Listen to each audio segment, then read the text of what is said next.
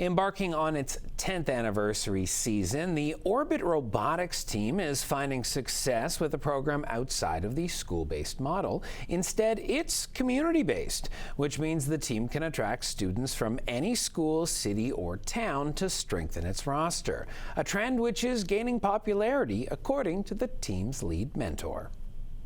And then the yaw is like from here. As students work to repair and rebuild their robot after a recent competition, it's not just a hobby they partake in after school. For many, it's an early step on their career path.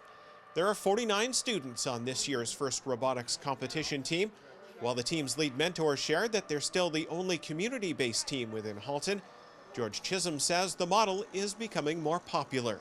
When we started this team 10 years ago, there were 4 or 5 community teams, Kingston, Kincardine, Windsor area, and now they're out of 130 teams in Ontario, at least a quarter of them are community teams.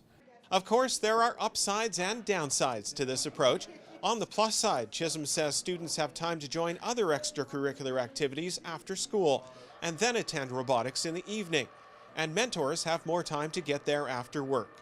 On the other hand, the team is responsible for finding its own space and completing the paperwork as a non-profit entity. For the students, however, many believe they're succeeding because it's a community team.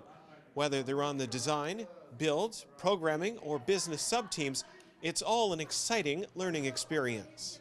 So I'm part of the programming team, so we basically put all of the logic, the code, the brains into the robot. And a big part of what we do is like autonomous and like controlling. Autonomous especially is like one of the most gratifying things to see it work because the robot's driving itself like all on its own.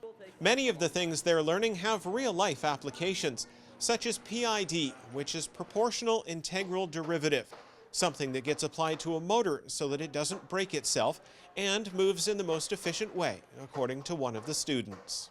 It goes into so many of the different mechanisms we use in the real world. Like car steering, for example, would use a PID controller. That's a great example.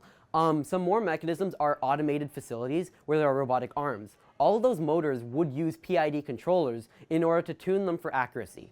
Part of the educational component of being on the team comes from mentors.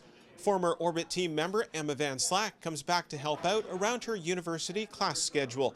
She joined after listening to friends rave about it in 2016. This experience ended up being a key factor in receiving a scholarship to the biomedical engineering program at McMaster. My favorite part of coming back to mentor here is sort of continuing that institutional knowledge.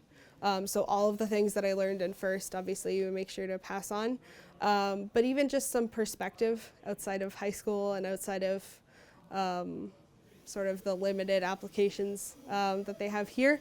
Whether it's post-secondary experience or questions about building their competition robot, Van Slack says it's fulfilling to work with the students.